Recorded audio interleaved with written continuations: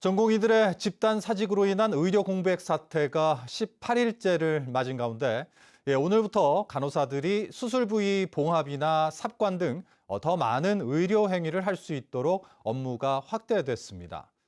전공의들이 떠난 의료 현장의 인력 부족을 해소하기 위해 정부가 마련한 조치인데 병원 현장에서는 회의적인 반응이 나오고 있습니다. 홍수연 기자가 보도합니다. 전공의 62명과 파견이 10명, 인턴 22명 중 단 7명의 전공의만 근무하고 있는 제주대학교 병원. 중증 위주로 환자를 받으면서 병상 가동률은 50%대로 떨어졌습니다.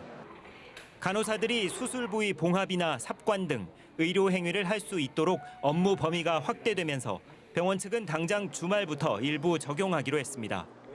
복지부 리스트에는 전담 간호사도 수행 가능한 것으로 했지만 현실적으로 저희는 수행이 어려운 것도 있어서 일부 업무를 조정을 해서 가급적이면 빨리 현장에서 그런 업무 지침에 따라서 진료 지원을 할 수 있도록 그렇게 준비 중에 있습니다. 하지만 현장에서는 회의적인 목소리도 나옵니다. 의료 공백을 메우는 데 큰 효과를 기대하기 어렵고 의료 사고로 이어질 경우 책임 소재가 분명치 않기 때문입니다. 찬반이 그래도 있지 않을까 싶어요. 아무래도 연차가 적거나 하지 않았던 업무들은 부담을 갖지 않을까 싶긴 한데요. 여기에다 병상이 축소되고 가동률이 떨어지면서 병동 간호사들은 오히려 연가나 무급 휴가 사용을 강요당하고 있다는 문제도 제기됩니다.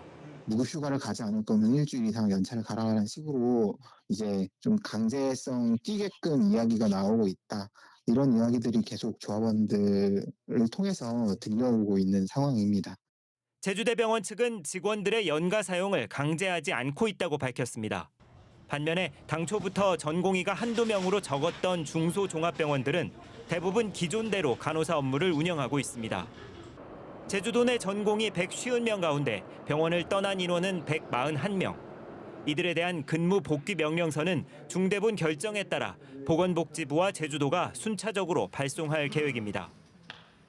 한편 신입생 증원에 반대해 전국 의대 교수들의 집단 사직이 이어지는 가운데 오는 18일로 개강을 연기한 제주대 의과대학 측은 아직까지 교수들의 집단 행동은 없다고 밝혔습니다. MBC 뉴스 홍수현입니다.